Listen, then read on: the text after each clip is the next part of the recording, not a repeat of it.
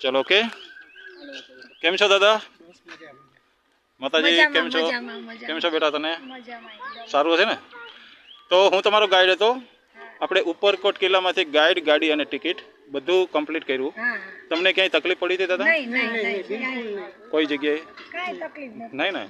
તો ત્યાંથી હું તમને પહેલા ગેટ જે ભાણેજે ખોલ્યા ત્યાંથી હું તમને સમજાવવાનું સ્ટાર્ટ કર્યું હતું બેટા. ત્યાંથી હું લઈ ગયો ધીરે ધીરે. ત્યાંથી આપણે ગાડી કરીને સૌથી પહેલાં આપણે ગયા હતા નીલમ અને માણેક તોપ. તો કયા સમયમાં બની, કોણે બનાવી, આ બધું મેં તમને કીધેલું, સમજાવ્યું ને? ત્યાંથી પછી ગયા આપણે રાણેક પેલેસ, રાણેક દેવીના મહેલમાં. એમાં નીચેના માળ ટોટલ આખો જે માળ હતો નીચેનો, જ્યાં તાળા લાગેલા હતા ત્યાં સુધી હું લઈ ગયો હતો. બધું બતાવ્યું હતું મેં. એ જોઈ અને પછી ઉપર ગયા. ત્યાંથી 3 દર્શન બધાને થાય. અશ્વસ્થામા પહાડ, ભગવાન શિવ અને બજરંગી પહાડ, આ 3 દર્શન તમે કરેલા દાદા?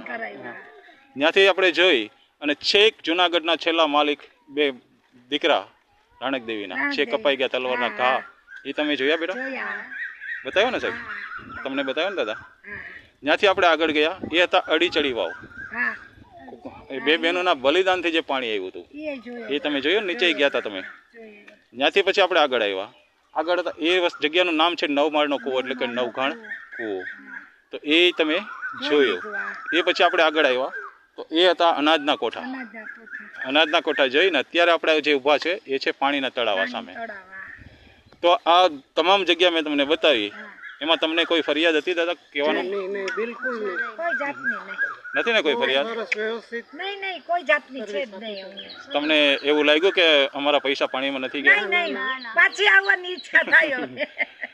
તો ક્યાંય તમને એવું લાગ્યું નથી ને, ક્યાંય છેતરાણા એવું કે કંઈ લાગ્યું? ક્યાંય નથી લાગ્યું અમને. થેન્ક યુ દાદા. તો આ અમારા ગાઈડની ભૂમિકા હતી જે આ જગ્યાએ પૂરી થઈ છે. તો બધા ખુશ થઈને જશો અહીંયાથી? હા, ખુશ જ થાય ને, કેમ નહીં. તો ખાલી એકવાર બોલજો, જય ગિરનારી. જય ગિરનારી.